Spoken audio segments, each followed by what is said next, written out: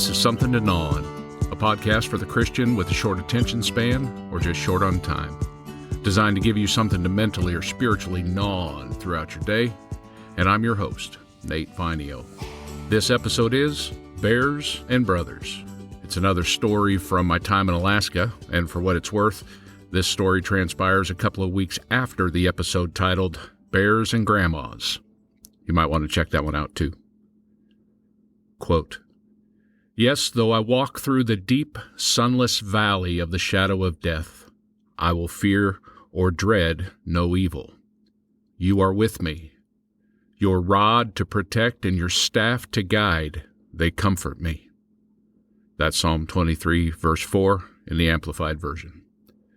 And I would add here that sometimes you have no fear because you're deeply spiritual and understand how near God is to you and how involved He is in your life. Then there are those who are so ignorant of the risks in life, so self-absorbed, that they are blissfully ignorant of the danger.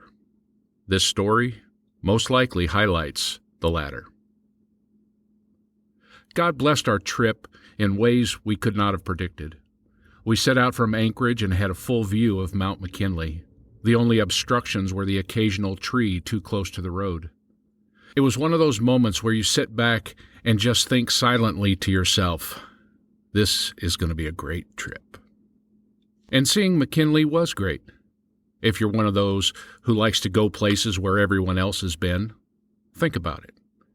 Someone takes a picture of some grand place and posts it on the internet or in National Geographic, and with some great story, and it resonates with something deep in your spirit, and a longing is sown.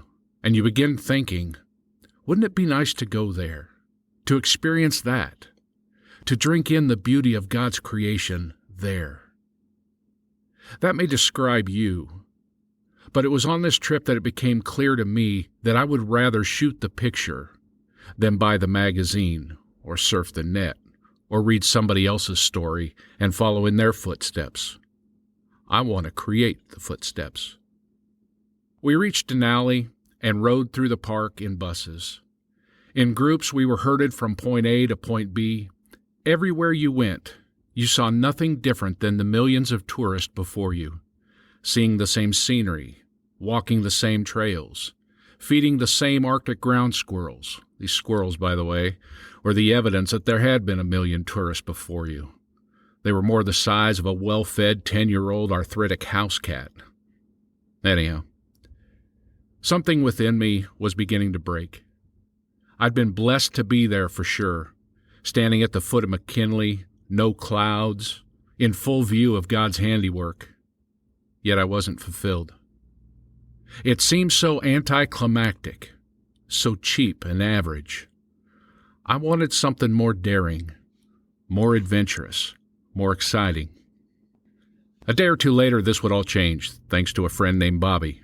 You might remember him from the episode titled Bears and Grandmas. We left Denali to set out and spend the last days of our trip off the beaten path. Somewhere between Denali and Anchorage, we found Peters Creek. More accurately, we found a dirt road and got off the road most traveled. We drove for miles and finally scouted a spot next to the creek that we could pitch our tents and set up a working camp.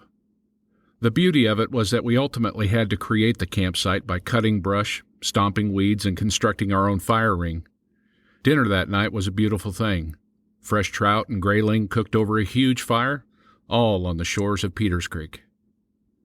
As far off the beaten path as we were camping, given all the inherent dangers of the Alaskan wilds, it still wasn't enough to scratch the itch of adventure for me. I was still in a herd of 20-plus guys, and the truck was only 20 feet from a tent. In this group of guys was a small contingent of fly fishermen. When you put 5 of us guys together on some remote creek in Alaska, no matter the background, no matter the political opinion, no matter their take on eschatology, they're on a mission to find prime water to fish. And being of one mind to find that water, we set out early the next morning to find our Shangri-La fishing spot. We drove several more miles down the dirt road, scouting from the windows for a stretch of creek that would sustain all 5 fishermen and was accessible. Finally, as the road began to climb and cut into the hillside, we were able to see the valley floor from a whole new perspective, and we believe we found the perfect spot. We parked the vehicle, geared up, and lined up on the side of the road overlooking the valley and devised a plan to get to the creek. It was beautiful. The creek snaked through the lush green valley floor.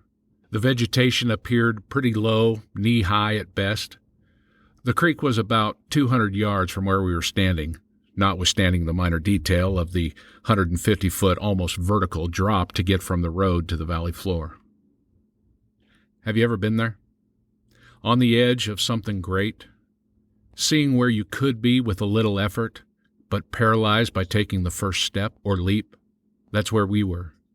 That water called my name as it did each of the other four. There was no turning back. We were on the precipice of something great, and we knew it. Anyone could have driven that road, though few did. And though few had seen this sight, we were about to do what few, if any, had ever done. We ended up spreading out, each man looking for a way down. After 5 minutes or so into my survey of the situation, I heard a scream or a holler from Bobby's direction. And to this day, there's a standing 4-1 debate on whether it was a scream or a holler, fear or excitement. Anyhow, I turned quickly to see Billy in what I can only describe as some flying kick martial arts style position, sliding down the incline to the valley floor. With his right hand, he held his fly rod high so as not to damage it. He had one leg out in front of him so as not to tumble forward. He had his other leg bent backwards, and he was basically sitting on his heel, presumably to keep from ripping a hole in the butt of his waders. And with his last free appendage, he balanced himself.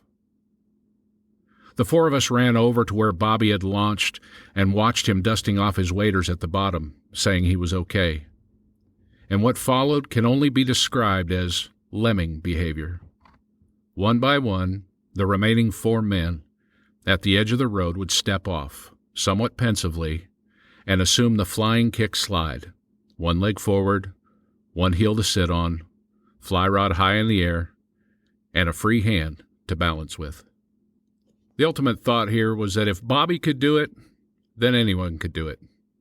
We didn't understand where his usually apprehensive behavior had ran off to when he decided to take the lead on this, but whatever got into him, there wasn't one of the 4 of us remaining that was going to stand on that ledge while Bobby had already conquered the challenge. The irony of the whole situation wouldn't hit us till the last man came skidding down. Huddled up, dusting ourselves off and checking our equipment for breakage, someone asked Bobby what inspired him to take that first step and to be the first one down. And to this day, I'm amazed at his response. He slipped. The ground gave way as he got too close to the edge, and by the time he yelled, he was easily 10 to 15 feet down the incline. Not one of us was focused on him. We were all intently focused on finding our own way down the impossible incline. So much so that we didn't see him slip to begin with. As we turned from our laughter, having followed a guy who had slipped, we realized that we were committed at this point. We realized that, due to our previous perspective, we had grossly misjudged the height of the vegetation. What we had thought was knee-high vegetation and brush was actually the canopy of some small trees or large brush tightly grown together. It was about 8 to 10 feet tall, and it had totally obstructed our view of the creek. Our distance from the river had been reduced by getting down into the valley, and in that sense, we had only made about 10 to 20 feet of linear progress, but our perspective had significantly changed. Unable to see the creek, we began in its general direction, only 200 yards of dense underbrush and vegetation to go. We broke our fly rods down, loaded the sawed-off pistol-grip 12-gauge with alternating rounds of shot and slug, and walked hunched over and even crawling a significant part of the time, weaving in and out of the stalks and stepping over exposed root systems. A few short steps into this crawl to the creek, I saw a bear track. A big bear track. I can understand a bear moving quickly through this terrain, but if you're over 5 foot tall, you are severely handicapped in this situation. We were in a maze of bear tunnels. Yes, it was dangerous. Yes, it was frustrating at times. You knew the goal was right in front of you, despite the fact that you couldn't see it through the brush. Yes, it evoked a degree of fear. You cannot crawl on your hands and knees on a bear trail and not have the thought of being mauled by a bear cross your mind. In fact, that particular thought crossed my mind every time I crossed any kind of a bear sign, be it a track, a hare, or scat. And each time I somehow found solace in the idea of shooting Bobby in the knees and crawling past him like a sissy. Anyhow, after 90-plus minutes of crawling, we busted out of the brush and were instantly on the banks of the creek. One moment we were worn down with the grind of crawling where bears only tread, and the next moment we were living the dream. You've never seen a group of men string their fly rods so fast. This was my moment in time. I felt so in step with who I was at my core and what I desired. I wasn't sitting on the park bench feeding those obese rodents at the foot of a picturesque mountain. I was standing in a creek, teeming with rainbow, German brown, and brook trout, as well as grayling and salmon, and there was no evidence that any other human being had ever been there before. No bobbers hung up in the trees, no worms or chicken liver containers, no empties, and no footprints in the sand. Well, at least no human footprints. In my quest to rule out other humans having been there, I lost count of the bear tracks, but one particular set caught my eye. I stepped up and I planted my size 13 boot entirely inside the pad portion of the impression, and it fit with room to move. I quickly called the guys over and we collectively oohed and ahed as mature men do. So, how big's a bear gotta be to have a foot that big? Nobody answered, but we all knew the answer was big. Really, really big. The river seemed so perfect where we all emerged from, and everyone was eyeing the first couple of pools. I'd always felt that you stalk your fly fishing spots the same way a Rocky Mountain bow hunter stalks an elk. You don't just rumble up on it and flop a fly out there with a textbook cast and expect to catch the wall hanger of your dreams. No. You read the water. You watch the currents and eddies. And sometimes you even hide behind a rock or on the edge of a bend. Sometimes you literally sneak up on the fish. The truth is, I let them have those first two spots because in my mind they'd been blown already. And I moved downstream, and the slaughter began. There was a large rock in the middle of the creek, creating a little rift to each side. At first I cast from a distance and hit the near rift repeatedly and caught Arctic grayling with each cast. I can tell you that it takes precisely 8 grayling in a row to ruin a fly. The rock called my name. The creek was mildly deep and modestly wide. If you were cautious, you could wade across it anywhere, but in a few places it would test your skill. I worked my way out to the rock and climbed upon it. It was about 3 feet square with a flat, slightly angled edge on the top. While I ended up with a little bit of water in my waders, this rock elevated me high above the water and changed my perspective considerably. This perspective thing was kicking my tail all up and down the Glen Allen Highway. First I saw pictures of McKinley and then I stood at the foot of it, a much different perspective in person. Then we stood on a road overlooking the creek, and within a few short minutes and one step, our perspective completely changed. And then after fighting the brush and the roots for over an hour and a half, one step changed our perspective as we stepped out of the brush and onto the shores of the creek. Anyhow, standing on the rock, my perspective changed again. I could see holding zones, and standing on that rock proved to be a distinct advantage. I caught a stupid number of fish that day, yet nothing was quite as fulfilling as standing on that rock and looking down to see the claw marks of the last bear to fish from that same rock. I can't believe I totally missed it while I was climbing up. Something about the perspective of being too close to them while I was climbing onto the rock that I couldn't see them, but from the height of my 6-foot 4-inch frame, I could clearly see 2 sets of claw marks from the front to the back of the rock. I was dumbfounded. With my long legs, it was relatively easy for me to climb up on that rock, but for some bear, possibly even the big one, it was a stretch. And given their short legs, they'd have to claw their way up to the top of that rock. And I was fishing in his spot. I could picture him sitting on that rock, or even fighting other bears during the salmon run for position on the rock. But that day, it was mine. It was my turn to leave my footprints on that rock. Reliving this memory puts a huge smile on my face. I wonder sometimes if, in the bear community in Alaska, there isn't a mama bear out there that tucks her cubs in for bed as they prepare to hibernate and tells them a story that has a line in it like, "Somebody's been fishing from my rock, and he's got huge feet." Whether it was our wisdom of traveling in groups and not getting separated and making lots of noise that kept the bears at bay, I'm reminded of the line in Psalm 23:4, "Though I walk through the valley of the shadow of death, I will fear no evil, for you are with me. Your rod and your staff, they comfort me." But as great as seeing Mount McKinley in person was, experiencing the adventure of Peters Creek made something come alive in me. It would ignite something in me that had laid dormant for years. The McKinley part of the trip, while aesthetically pleasing, was planned and calculated and safe. Drive X miles, buy a bus ticket, stay on the bus until the visitor's center, exit the bus, look at the mountain, enjoy, repeat the prior steps in reverse order, and arrive home safely. For some of the guys on that trip, it was a stretch, and it was dangerous, but not for the 5 on Peters Creek. We wandered deeper into a slightly more remote part of nature in search of something we didn't even know existed, but we were created for.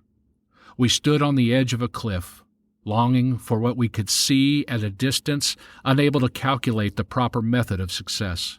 Then bang, something happens and we're pot committed.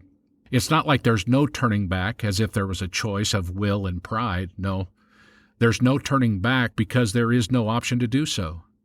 Mosquito and bear-infested brush stand between you and your dream, between you and your fulfilled desire, and dare I say, between you and God's call on your life.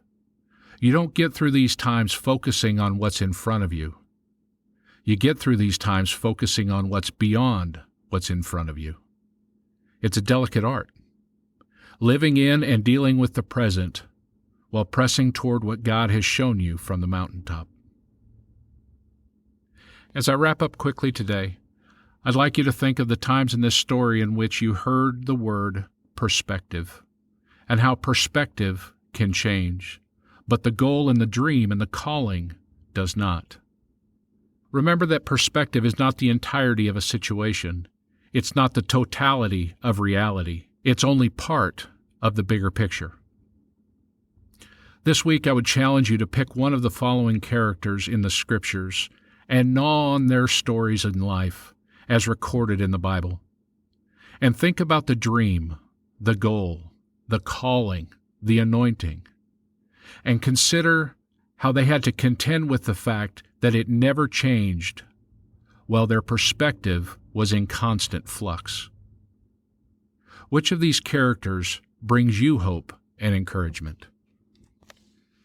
Is it Joseph, who was given a dream only to be sold from one slave owner to another and eventually lands in prison before the dream is fulfilled?